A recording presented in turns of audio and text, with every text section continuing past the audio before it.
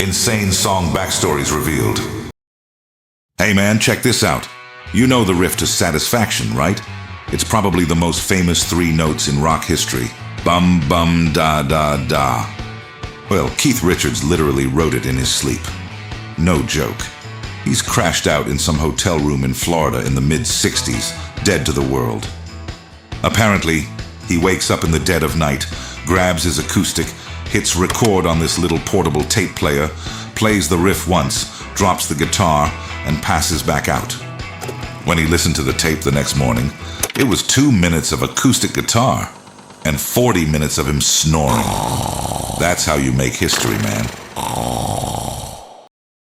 Have you ever woken up with a song stuck in your head and you have no idea where it came from?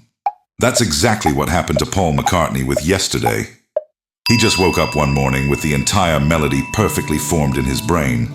The thing is, he didn't believe he wrote it. He thought he must have heard it in a jazz club somewhere. He spent like a month going around London playing it for people, asking, "Yo, did I steal this?" And get this, before he wrote the real lyrics, he needed placeholder words just to remember the melody. So, the working title for one of the most beautiful songs ever written was Scrambled Eggs.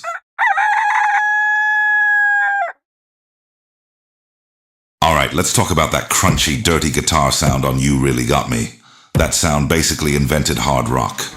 Today, if you want distortion, you just stomp on a $50 pedal. But back in '64, that tech didn't really exist yet. So the guitarist, Dave Davies, got creative. He got desperate, actually.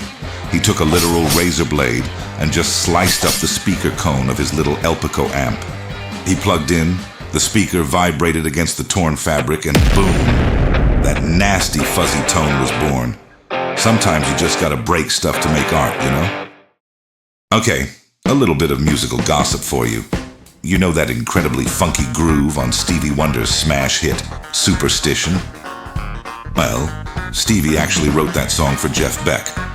The deal was, Beck plays guitar on Stevie's album, and Stevie gives him this guaranteed hit song.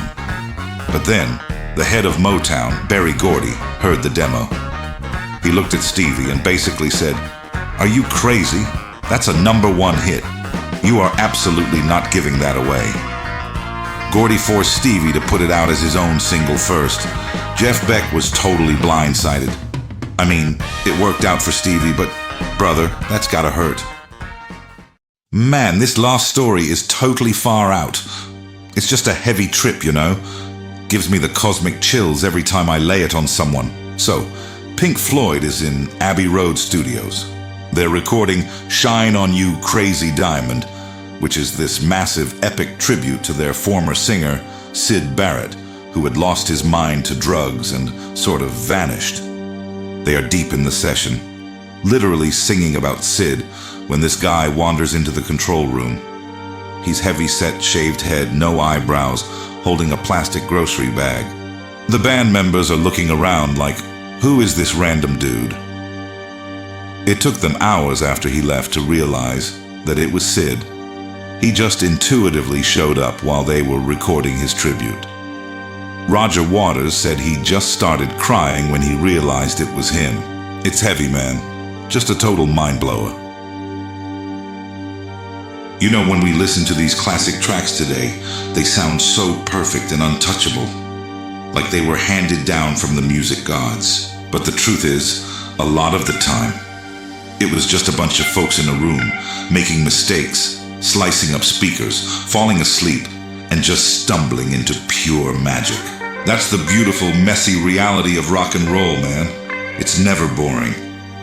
If you dug these stories, make sure you stay subscribed to Groovy Tunes right here, because we've got a whole lot more coming in the next installment of this series.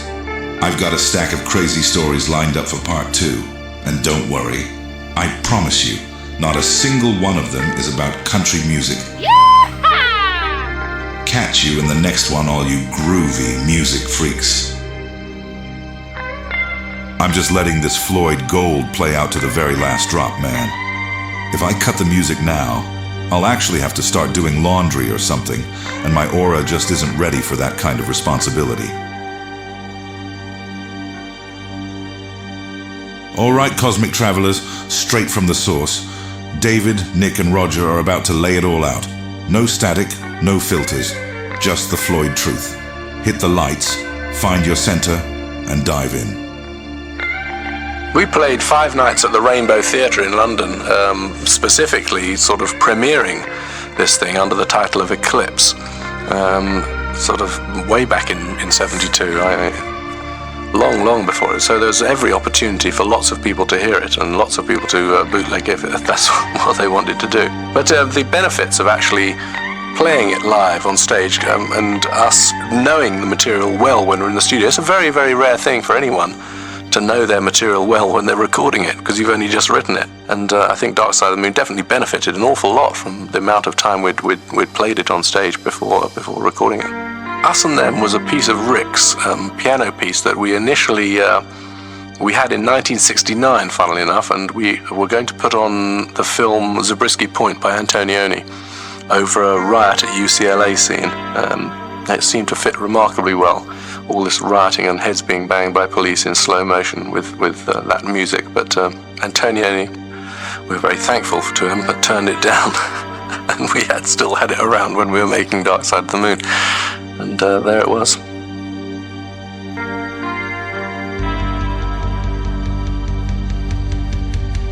The single, Money, which went to number 10, I think, in the charts, that was the thing that seemed to change it more than anything else, was this single. Because before then, like I told you before, we were touring all over the States, selling out these big places, 10, 12, up to 15,000 people. And they would sit there, absolutely silent, and clap at the end. We could do all sorts of things with very quiet little quadraphonic effects and stuff, and you could hear a pin drop at our shows, so it was fantastic. And there'd be no one shouting and no one, it's like and that was wonderful in its way.